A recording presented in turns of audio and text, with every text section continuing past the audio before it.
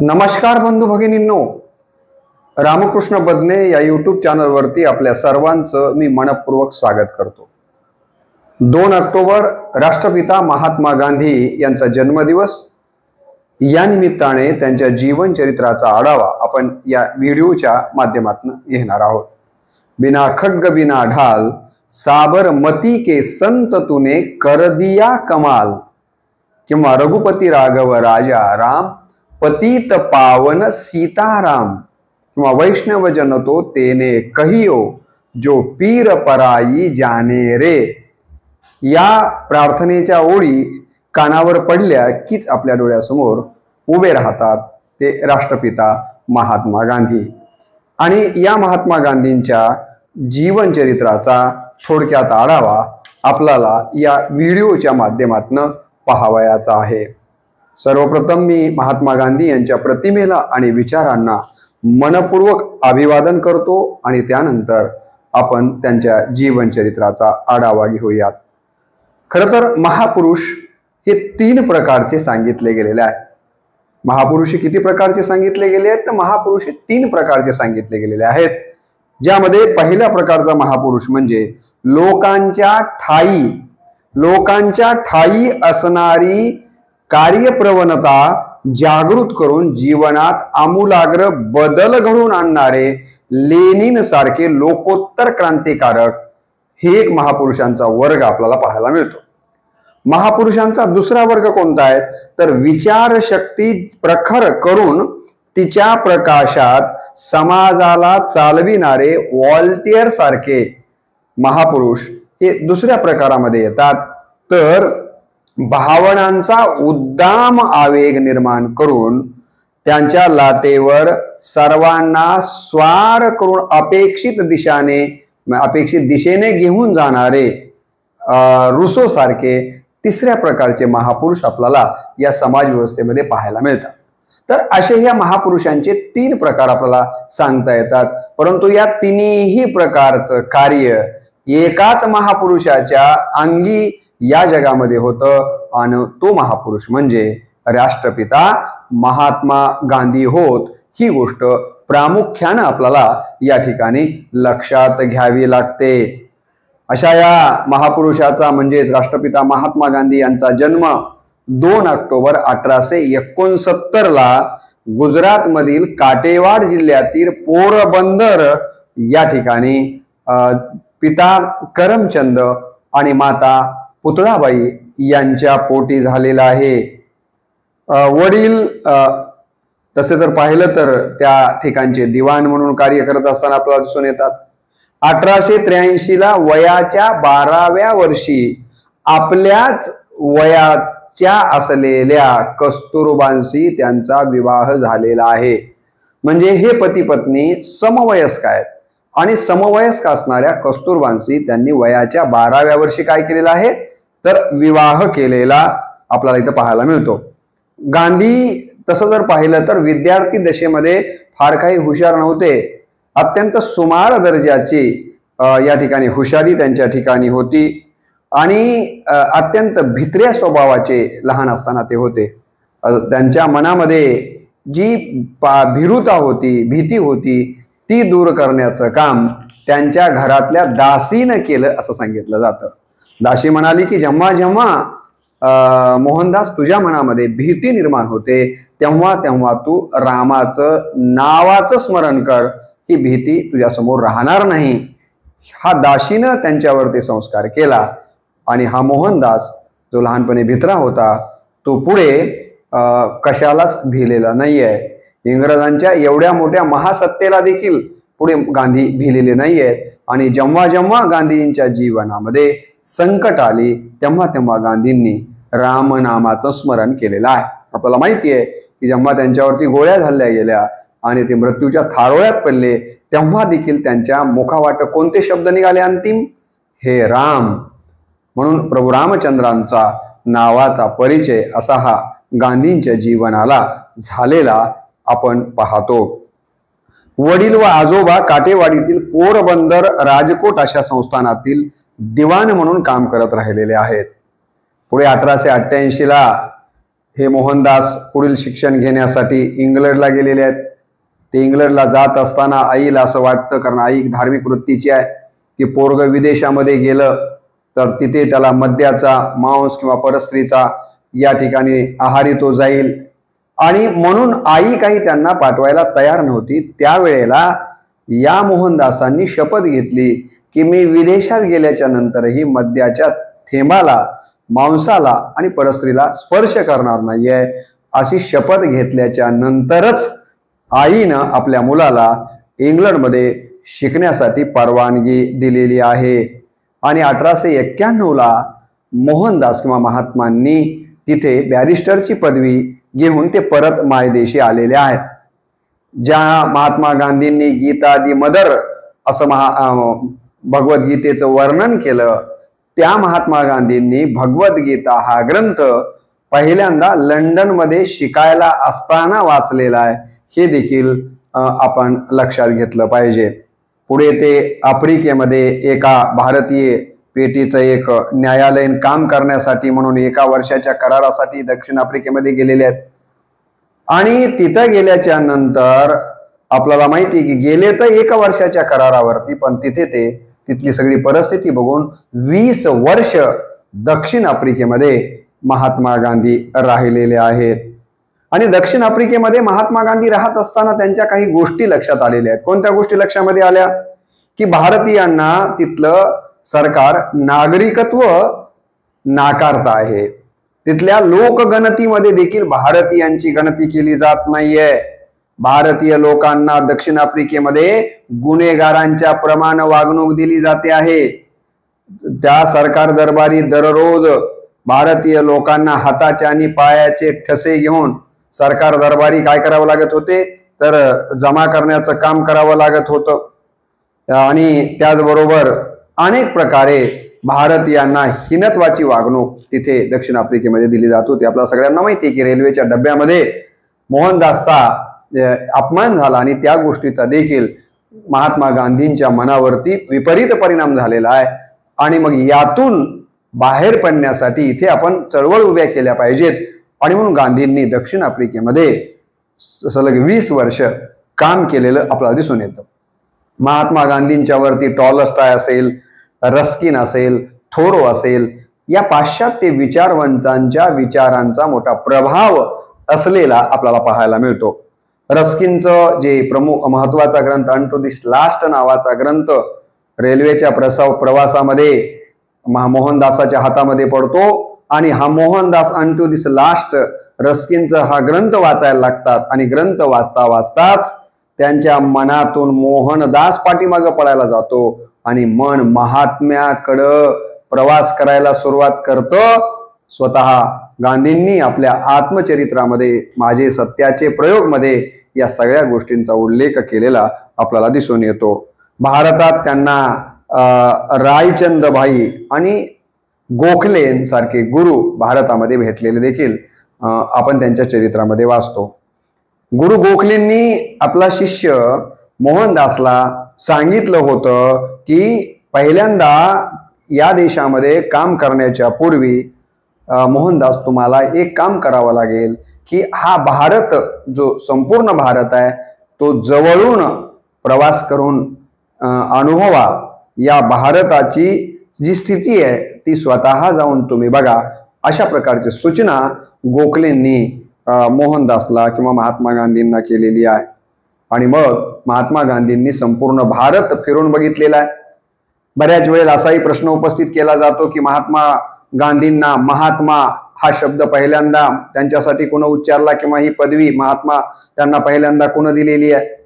तर असं सांगितलं जातं की हरिद्वार या ठिकाणच्या गुरुकुल कांगडी येथील जे की या ठिकाणी आचार्य होते, ज्यांचं नाव आहे स्वामी श्रद्धानंद, आचार्य स्वामी श्रद्धानंद गुरुकुल कांगडीचे हरिद्वार येथील, त्यांनी पहिल्यांदा महात्मा गांधींना महात्मा या शब्दाचा उच्चार केलेला आहे किंवा त्यांना महात्मा ही पदवी बहाल केलेली आहे. काही लोकांचं म्हणणं असं आहे कदाचित नंतर म्हटलं असेल किंवा आधी म्हटलं असेल, रवींद्रनाथ टागोरांनी महात्मा गांधींना पहिल्यांदा महात्मा ही पदवी बहाल केली किंवा महात्मा या शब्दांनी त्यांना संबोधलाय, असा देखील एक विचार त्यांच्या संबंधाने येतो. दुसरी गोष्ट आपण या ठिकाणी लक्षात घेतली पाहिजे की आज आपण महात्मा गांधींना राष्ट्रपिता म्हणतो. तर महात्मा गांधींना राष्ट्रपिता हे संबोधन पहिल्यांदा कोणी दिलं? तर पहिल्यांदा सुभाषचंद्र बोस यांनी महात्मा गांधींना राष्ट्रपिता असा उच्चार करून संबोधन दिलेलं आहे, किंवा ही पदवी नेताजी सुभाषचंद्र बोस यांनी दिलेली आहे. हे देखील आपण या ठिकाणी लक्षात घेणं गरजेचं आहे.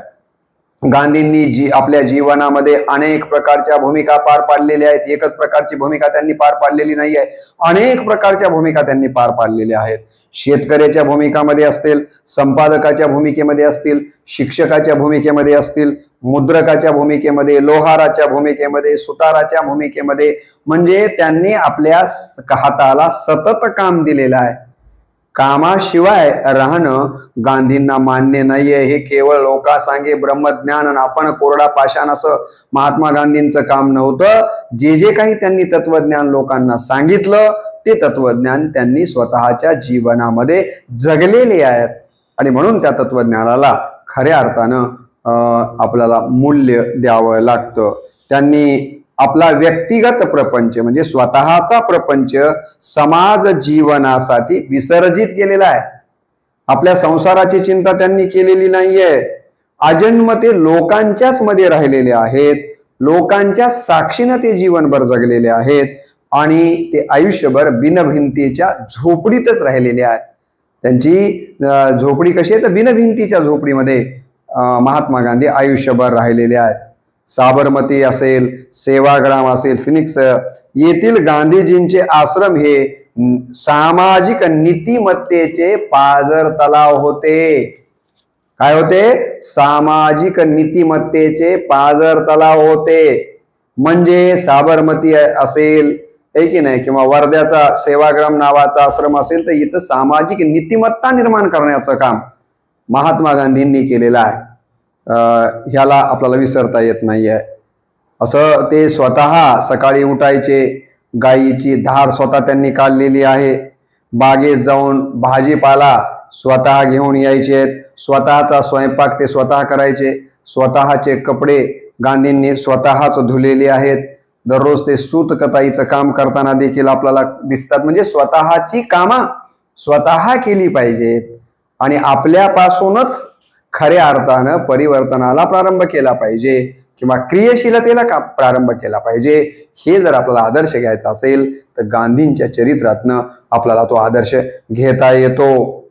महात्मा गांधी यांचा शिक्षण हा अत्यंत जिव्हाळ्याचा विषय होता. आज जी आपण राष्ट्रभाषा हिंदी म्हणतो ना, त्या हिंदीला राष्ट्रभाषेचा दर्जा देण्यामध्ये किंवा हिंदीचा प्रचार आणि प्रसार करण्यामध्ये सर्वाधिक महत्वाची भूमिका या देशामध्ये जर कोणी पार पाडली असेल तर ती राष्ट्रपिता महात्मा गांधींनी पार पाडलेली आहे. शिक्षणाबद्दलची अत्यंत आस्था गांधींच्या मनामध्ये होती, म्हणून 1916ला त्यांनी काशी विद्यापीठाची स्थापना किंवा विश्वविद्यालयाची स्थापना केलेली आहे. 1920 मध्ये त्यांनी गुजरात विद्यापीठाची स्थापना केलेली आहे. महात्मा गांधींनी बनारस विद्यापीठ जे काशी या ठिकाणी आहे त्याला देखील आपल्याला माहिती आहे की त्या कार्यक्रमाला गांधी उपस्थित राहतात आणि तिथे त्यांनी जे भाषण दिलेलं आहे ते भाषण दुसऱ्या दिवशी पेपरमध्ये छापून येतं आणि ते भाषण विनोबा भावे वाचतात, जे की विनोबा भावे हिमालयामध्ये जाण्यासाठी निघालेले होते. परंतु गांधीजींचं त्या बनारस विद्यापीठामध्ये दिलं गेलेलं भाषण एका वृत्तपत्रामध्ये विनोबा भावे वाचतात आणि हिमालयामध्ये जाऊन राहण्याचा जो त्यांनी निर्णय घेतलेला आहे त्या बातमी वाचण्यातनं आणि त्या भाषणाच्या आशय वाचण्यातनं ते म्हणतात की मला माझा आता हिमालय भेटलेला आहे, त्या हिमालयामध्ये मला आता जायचं नाहीये.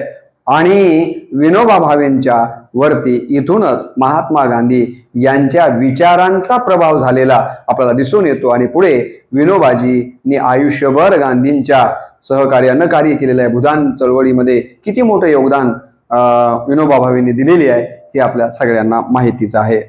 गांधींच्याकडे अनेक माणसं ओढली गेलेली आहेत. कशामुळे ओढली गेली हो? गांधीकडे काय, गांधी काय पैसे देत होते का त्यांना? गांधींकडे जी अनेक माणसं ओढली गेली त्याचं कारण जी होती गांधींच्या तपामुळं, गांधींच्या आचरणामुळं आणि गांधींच्या नीतिमत्तेमुळं ही माणसं महात्मा गांधींच्याकडे आलेली आपल्याला दिसून येतात. कुठलाही माणूस मोठा का? एखाद्या माणसाला आपण म्हणतो हा माणूस फार मोठा आहे. मोठा कोण माणूस मोठा असतो? जो माणसं आपल्या सहवासात असणाऱ्या अनेक लोकांना मोठं बनवतो तो माणूस मोठा असतो. लक्षात घ्या. महात्मा गांधी मोठे का? तर यासाठी महात्मा गांधी मोठे की त्यांनी आपल्या सहवासात असणाऱ्या अनेक लोकांना मोठं बनवण्याचं काम केलेलं आहे. त्यामध्ये मग आझाद असतील, त्यामध्ये राजेंद्र प्रसाद असतील, त्यामध्ये विनोबा भावे असतील, त्यामध्ये पंडित जवाहरलाल नेहरू असतील, त्यामध्ये जयप्रकाश नारायण, अशी कितीतरी नावं आपल्याला सांगता येतात. गांधी यासाठी मोठे आहेत की गांधींनी अनेक माणसांना आपल्या सहवासात आणि आपल्या मार्गदर्शनानं मोठं बनवण्याचं काम केलेलं आहे. आणि जी माणसं आपल्या सहवासात इतरांना मोठं होऊ देत नाहीयेत, ते भलेही कितीही मोठे झाले, मग ते संपत्तींना असतील की आणखीन कुठल्या सत्तेनं असतील, तर त्यांना मोठं म्हणता येत नाहीये. मोठा तो असतो जो आपल्या सहवासातल्या माणसांना मोठं करण्याचा प्रामाणिक प्रयत्न करतो. आणि म्हणून माणसं घडवणारा माणूस म्हणून आपल्याला गांधींच्याकडे पाहावं लागतं. तुम्हाला माहिती आहे की महात्मा गांधींनी अहिंसा, सत्य, अस्तेय, ब्रह्मचर्य, अपरिग्रह, शरीरश्रम, अस्वाद, स्वदेशी, स्पर्श भावना, अभय अशा अनेक तत्वांनी आणि संस्कारांनी आपलं सत्याग्रही आणि कार्यकर्ते घडवण्याचं काम केलेलं आयुष्यभर दिसतं. सत्य, अहिंसेसारखी तत्व आपण पाहतो की आपल्या धर्मामध्ये, विविध धर्मांच्या मध्ये भारतीय सत्य आणि अहिंसेची तत्व या ठिकाणी सांगितली गेलेली होती. पण धर्मात सांगितली गेलेली सत्य आणि अहिंसेची हे तत्व केवळ मंदिरामध्ये बंदिस्त होती.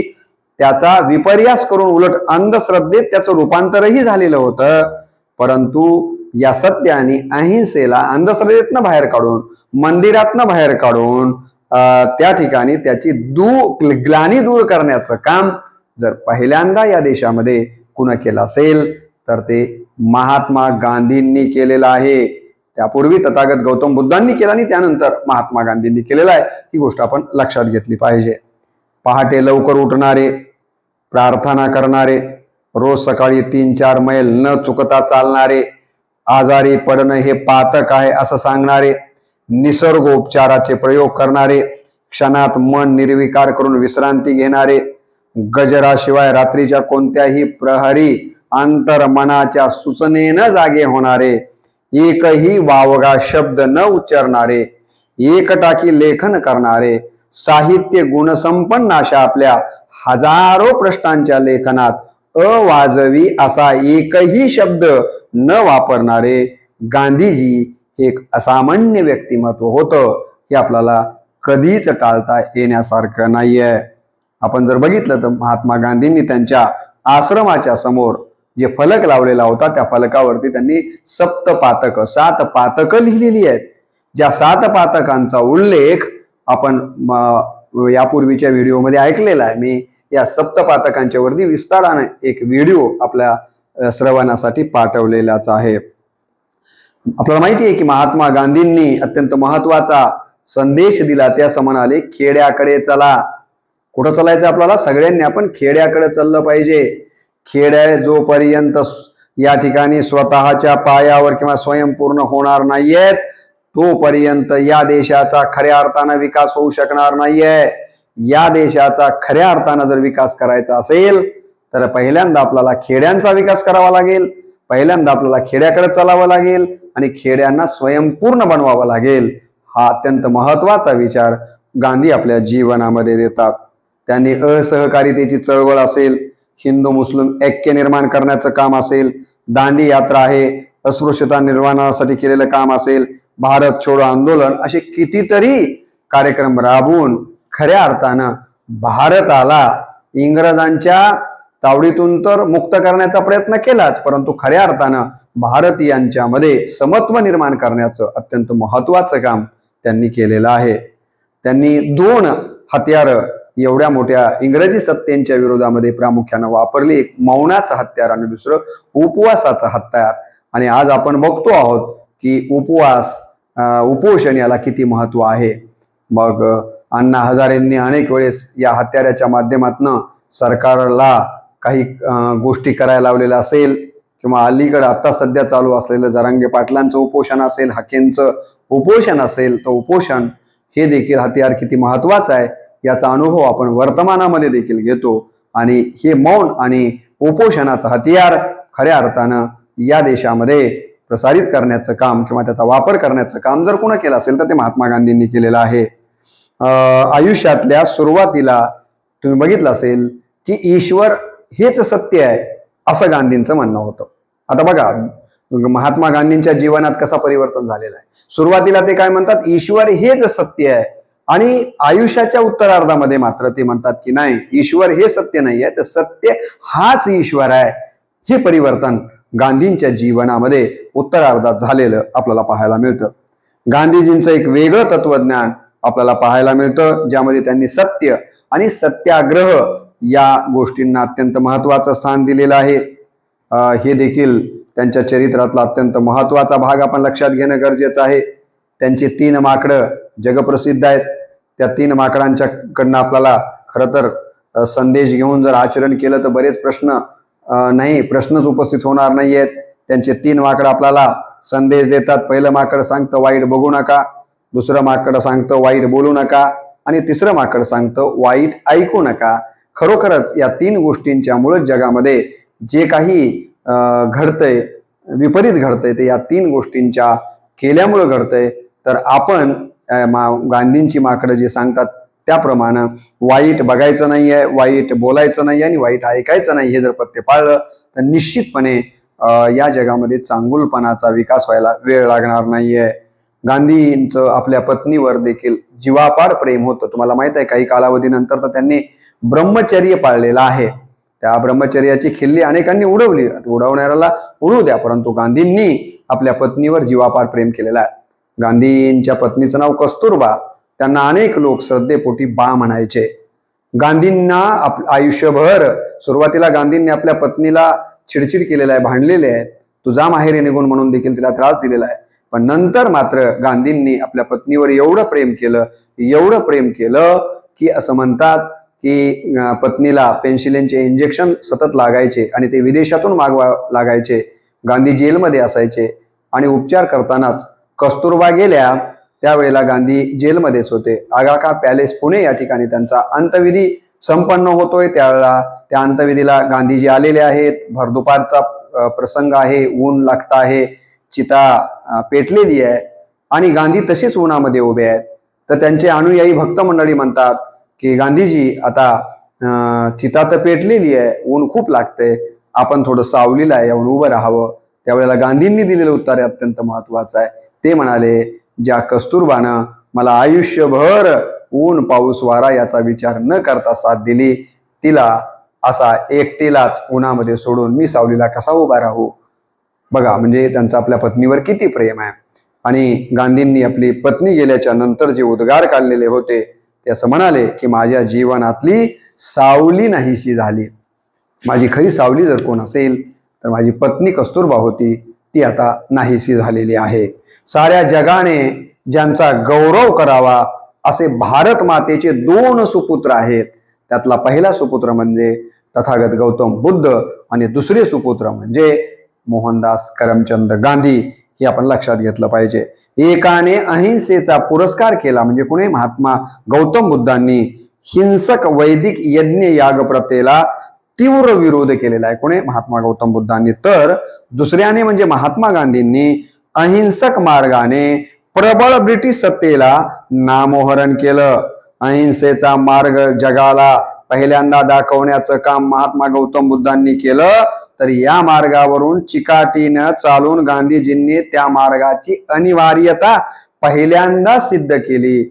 म्हणूनच लढाई न करता देश स्वतंत्र करणारे जगातील पहिले सेनानी म्हणून आपल्याला महात्मा गांधीजींची इतिहासामध्ये नोंद करावी लागते.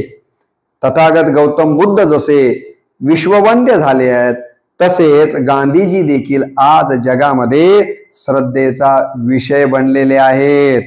गांधीजी केवळ भारताचेच नाही आहेत. रवींद्रनाथ टागोर काय म्हणतात की गांधीजींना केवळ भारतापुरतं मर्यादित करता येत नाहीये. गांधीजी हे केवळ भारताचेच नाही आहेत तर संपूर्ण मानव जातीचे आहेत. ही गोष्ट आपण लक्षात घेतली पाहिजे. 30 कोटी लोकांना जागृत करून गांधीजींनी ब्रिटिश साम्राज्य हलवून सोडलं व अहिंसेचा आश्रय घेऊन ज्या चळवळी केल्या तशा प्रकारच्या चळवळी जगामध्ये गेल्या 2000 वर्षामध्ये कोणीच केलेल्या नाही आहेत असे गौरवोद्गार गांधीजींच्या कार्याबद्दल कुणा काढलेले आहेत? पाश्चात्य विचारवंत रोमा रोला यांनी काढलेले आहेत. हे देखील नोट करून घेण्यासारखी बाब आहे. एक उत्कृष्ट या ठिकाणी काम त्यांनी केलेलं आपल्याला दिसून येत आहे. आज जगावर हिंसेचे काळे कुट्ट ढग जमू लागलेले आहेत. आज आपण पाहतोय रशिया युक्रेनचं युद्ध चाललेलं आहे. अनेक राष्ट्रांच्या मध्ये हिंसाचार मोठ्या प्रमाणावर वाढतो आहे. म्हणजे जगामध्ये हिंसेचे काळे कुट्ट ढग जमू लागलेले आहेत. अशा काळात गांधींचं अहिंसेचं तत्वज्ञान खऱ्या अर्थानं जगाला तारण्याचं काम करणार आहे. म्हणून आपण असं म्हणतो की जगाला युद्ध नको बुद्ध हवा, युद्ध नको बुद्ध हा. तसंच गांधींचं तत्वज्ञान आज जगाला हिंसेपासून मुक्त करण्याचं काम करणार आहे. आपल्याला माहिती आहे गांधी नेहमी म्हणायचे की ईश्वर अल्लाह तेरे नाम सबको संमती दे भगवान. या प्रकारचा विचार, धर्मनिरपेक्षता विचार गांधींनी केवळ दिला नाही तर तो आयुष्यभर जगलेला आहे. तुम्हाला माहिती आहे की ज्या दिवशी या देशाला स्वातंत्र्य मिळालं त्याच दिवशी नवाखालीमध्ये हिंदू आणि मुसलमानांच्या दंग्यामध्ये झालेले होते. तर गांधी या आनंद उत्सवामध्ये सामील होण्याच्या ऐवजी त्या नवाखालीच्या दंगलीमध्ये त्या दंगली मिटवण्याचं काम करतायत.